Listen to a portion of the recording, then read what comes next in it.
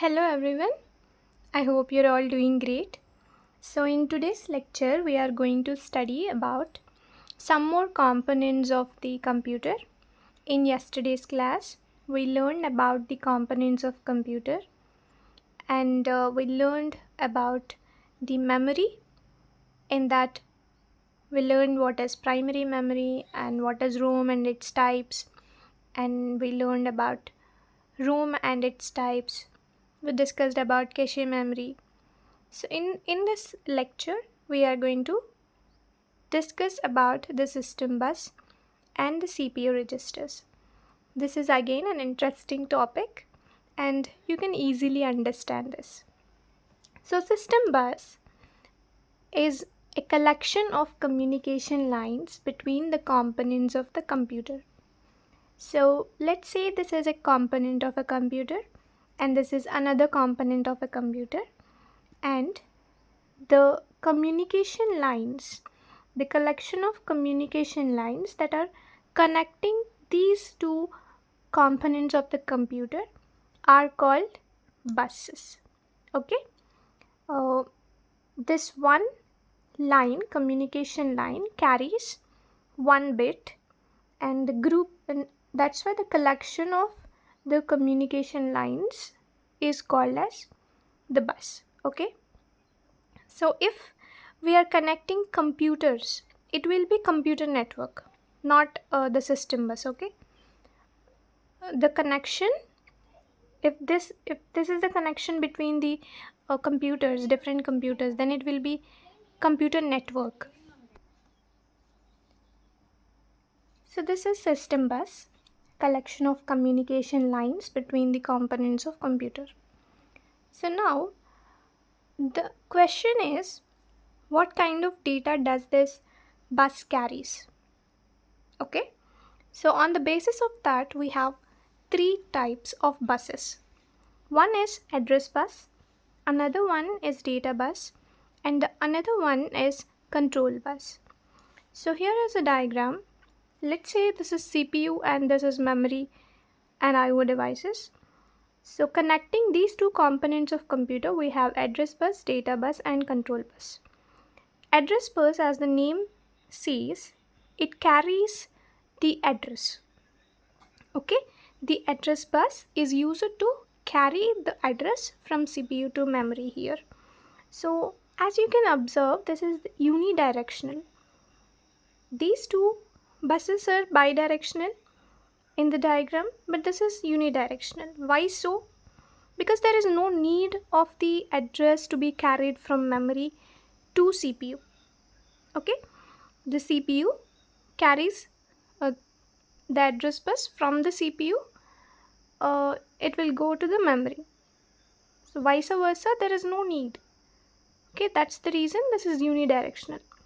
Okay, the address from the CPU, it will go to the memory. The next one is data bus, and that data bus, as you can see, it is bidirectional. That is, CPU will send the data to the memory using the data bus, and memory will send the data using the data bus to the CPU. Next, control bus. The image says that it is a, as you can see, it is a bidirectional, but if we just zoom in a little bit to the control bus, we can see there are individual signals that are unidirectional. Okay, here individually all the signals are unidirectional. Okay, so that is about address bus, data bus, and control bus. Address bus is used to carry the address from CPU to memory or between the components of the computer, and it is unidirectional. Data bus, it is used to carry the data, and control bus, it is used to carry the control signals. Okay, in the control bus, individually all the signals are unidirectional. And now this is all about the system bus. I hope I'm clear. Keep it simple, make notes and revise it daily, and you will get this topic. Let us learn about the CPU registers now. So registers are the small storage inside the CPU. If I'm talking about the storage, you will get an idea, right? It is a memory, okay? It's some kind of memory, but it is a small size. So these are what? Small storage inside the CPU. This registers, which is a component of a computer that resides in the CPU. And again, based on the type of content it stores, we have different types of registers. So they are general purpose registers and special purpose registers. As the name says, general purpose registers are for general purposes, and special purposes registers are uh, the the type of registers that carries special content in them. In general purpose, the registers stores general content. In special purpose registers, the registers carry some kind of special content in them. So there are different special purpose registers. We will see what are they and we will discuss them in detail. These are the special purpose registers: accumulator, program counter, instruction registers, stack pointer, flag register, address pointer, and data registers. We will discuss each of the register in detail. Okay. Let us start with the accumulator. Accumulator is used to store result of the ALU and sometimes one of the operand of the ALU. This means, so as we are discussing registers do what? Registers store some content in them. So registers, where do they reside? They are the smallest small storage units inside the CPU. So what is accumulator now? It is a storage unit that stores the result of ALU. ALU means arithmetic logic unit. Let me give you an example. Let's say this is an ALU. We are giving them inputs. These are input operands. If you're wondering what is an operand, operand is nothing but let's say 1 plus 2 is equals to 3. Here 1 and 2 are the operands. Operands are nothing but the numbers or the content on which we are performing operation. Okay, those are operands. So let's say we are giving the input to the arithmetic logic unit, and it is giving you the result. So that result, it will be first stored in the accumulators. AC means here accumulator. So they are first stored in the accumulators. This is one computer architectures. This is in another computer architecture. The definition says that accumulator is used to store the result of ALU and sometimes one of the operand of the ALU too. It means that in one kind of computer architecture, the accumulator stores the result of the ALU. In another kind of accumulator, the accumulator stores one of the operand. So that is an accumulator.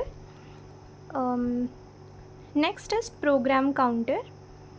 So don't worry about what is a computer architecture and all that. You are not giving this paper for an IT role, okay?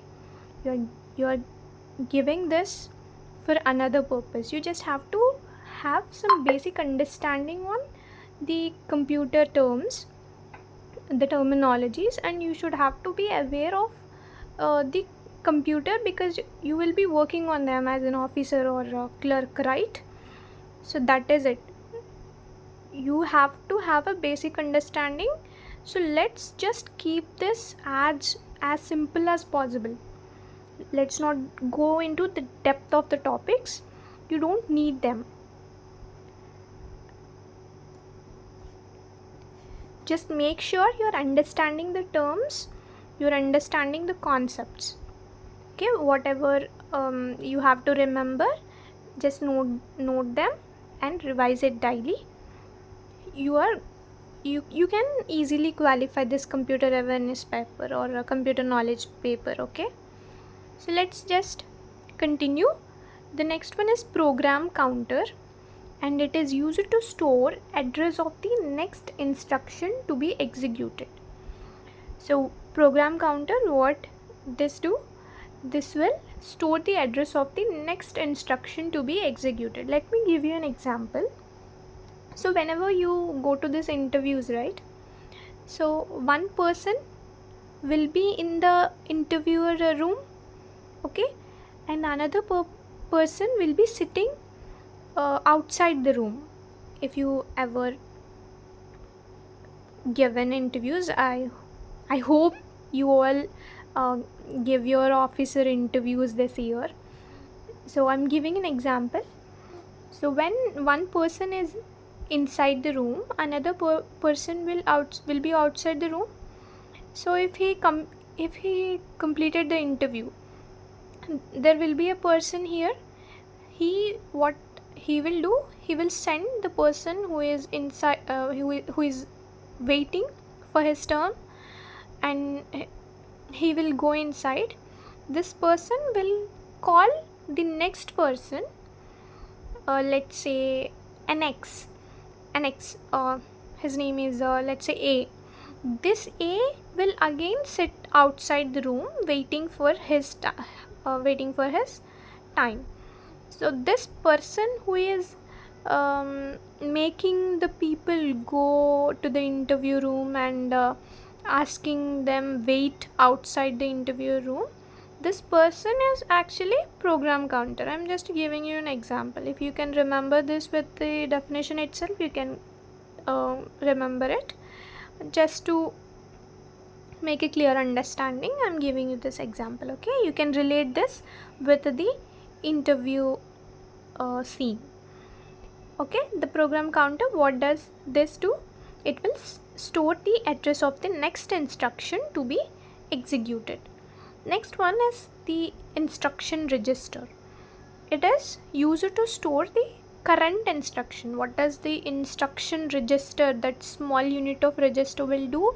It will store the current address of the current instruction, not the address but current instruction it will store. The next one is stack pointer. Stack pointer used to store the address of the top of the stack using push and pop instructions. Okay, the next one is flag register. It is used to store the status of the ALU result, also called as status registers. So we learned about accumulator. What it will do?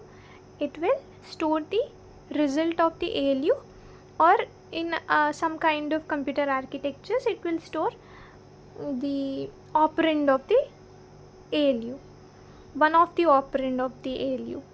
But here in the flag register or the status register, we store the status of the ALU. What is the status of ALU is a question.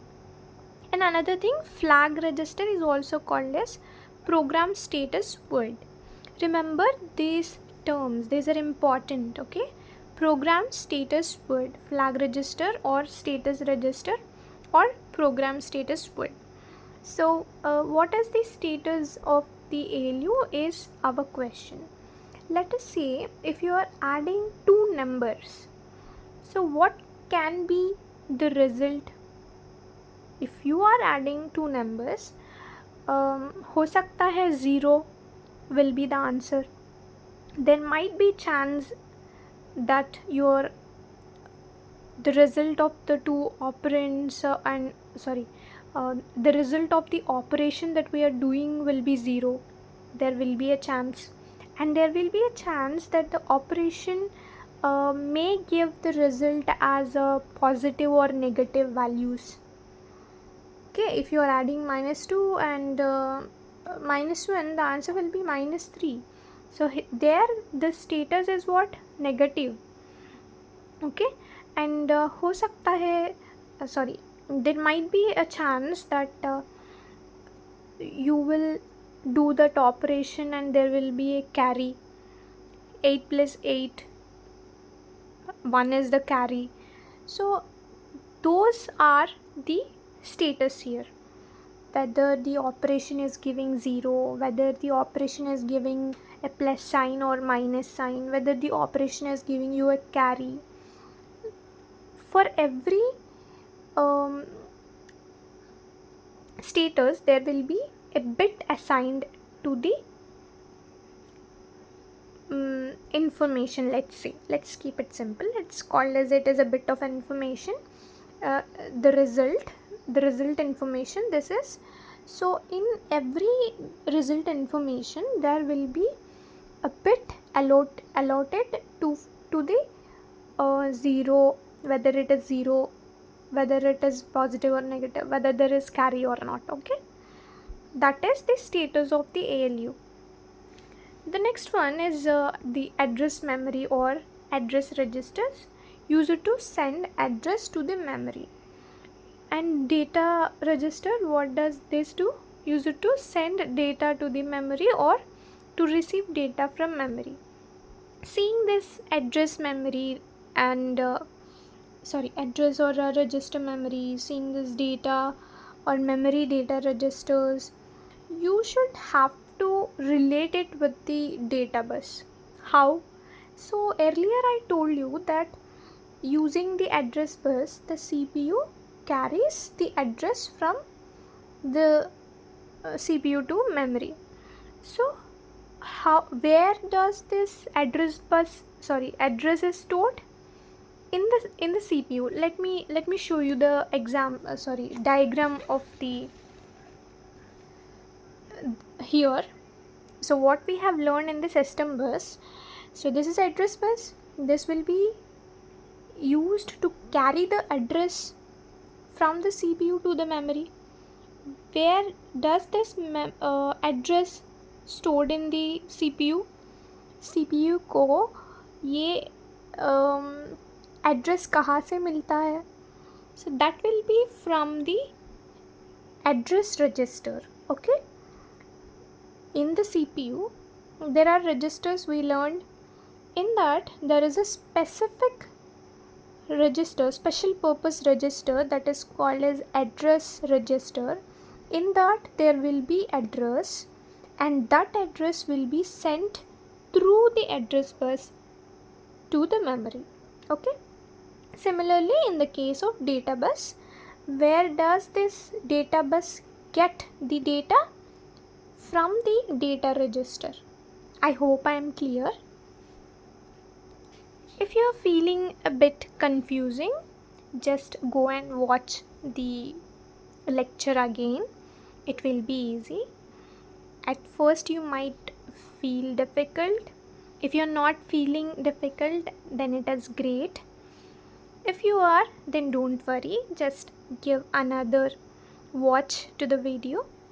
Then you will easily understand the topics. So next, we will discuss about this virtual memory. So the detailed explanation I will give it in the OS lecture. Okay, when we discuss about the operating system, I will give you a detailed information about the virtual memory. For now, if you're wondering what is the virtual memory, it is a common technique used in computers operating system, as it is effective at optimizing memory usage. Okay, here I explained it, you can read it. When our RAM is full, let's say our RAM is full, some part of the hard disk is used as RAM. Okay, let's say in our computer our RAM is full, so we are using some part of the hard disk as RAM, so that is known as virtual memory. And this virtual memory is volatile. It is created when a computer is running many processes at once and the RAM is running low. So once the power is gone, the data is all gone. Okay, it is created when the computer is running many processes at once, and in that case that our RAM will be full, right? So in that case, some of the hard disk is used as the RAM, and that is known as virtual memory, and it is volatile in nature. It means once the power is gone, the data will be lost. So this is all about the system bus, CPU registers, and the virtual memory. We learned about the system bus and the types of system buses, and then CPU registers and its types of registers. We discussed the general purpose registers and different special purpose registers, and we learned about the virtual memory. I hope you are understanding every concept that I am discussing here. So let's learn some more interesting topic. Okay, about the supercomputers we will discuss now. From the supercomputer, every time you will get a question in your exam. This supercomputer is super duper important for your exams. So let's study about this supercomputer. So supercomputers are exponentially powerful computers designed to tackle complex and computationally intensive tasks that would be impossible for regular computers. So supercomputers are those computers and that are exponentially powerful, and they are designed for the complex tasks, and they are designed for the purposes where we have to deal with the complex computational tasks, and whatever this supercomputer will do that a regular computer can never do. Okay, let's say if I am having a laptop, I have a complex task to do. Let's say some task that is related to ISRO or NASA. I can't do it with a regular computer, right? My laptop wouldn't be helpful for that kind of complex work.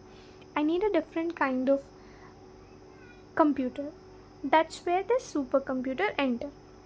So some of the characteristics of supercomputer are high performance. It has super high performance, it can do that, and it has specialized hardware, it has large memory, it has powerful cooling systems to keep the system or the computer cool, because it is doing a lot of complex task. The hardware will get lot of heat, it will release lot of heat.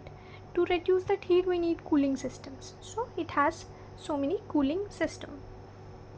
So this is another important topics. Let's learn about the world's first supercomputer. So the world's first supercomputer is CDC 6600, designed by Seymour Cray. All the names that those designers name, where they were designed, those all the topics, they are important. Okay, world's first supercomputer is what? CDC 6600. You have to remember this name, and it is designed by Seymour Cray, and CDC stands for Control Data Corporation. Seymour Cray is considered as a father of supercomputing. Okay, this person who designed this CDC 6600, which is the world's first supercomputer, is the father of the supercomputing. Remember the names and who is the father of supercomputing. You know now who is the father of supercomputing. That is Seymour Cray, and he designed the world's first supercomputer, that is CDC 6600. And coming to India's first supercomputer, that is Param 8000, in the year 1991, developed by Center for Development of Advanced Computing. We call it CDAC. Okay, CDAC developed this India's first supercomputer, Param 8000, and Param stands for parallel missions. Okay, Param stands for parallel missions.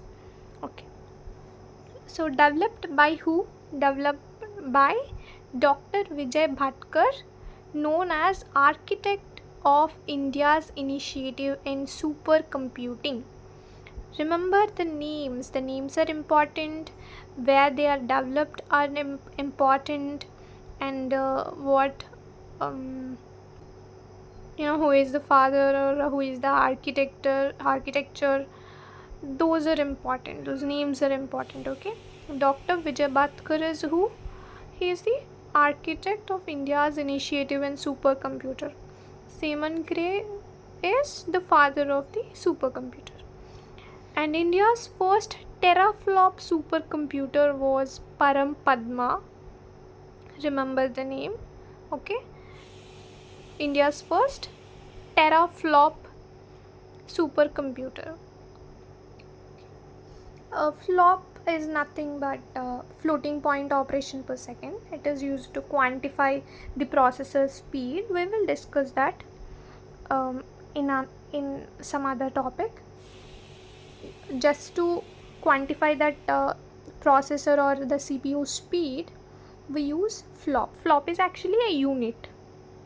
Teraflop is tera, we have discussed it. What is the meaning of terabyte? I want you to comment how many bytes is this 1 terabyte is. I'm not talking about teraflops, but you have to comment in the comment section that 1 terabyte is equals to how many bytes. That's a homework for you. Okay, India's first teraflop supercomputer was Param Padma. Param 8000 is the first supercomputer, and first teraflop supercomputer in India was Param Padma. And ISRO's first supercomputer is Saga 220. Okay, 220. Saga 220 is ISRO's first supercomputer. Okay, Saga stands for supercomputer for aerospace with GPU architecture, 220 teraflops. I think we discussed a lot of topics today. We learned about some more components of the computer. Those are CPU registers and system buses. In system bus, we learned about the address bus, data bus, control bus, and in CPU registers, we discussed different types of registers based on the kind of content that the register stores. And now we have covered the supercomputer topic. So let's just end the class, and in tomorrow's class we will be continuing the series. I hope these computer awareness classes are useful to you. So let's meet in tomorrow's class. I hope your preparation is going well, and all the very best for your preparations. Have a great day. Thank you for watching.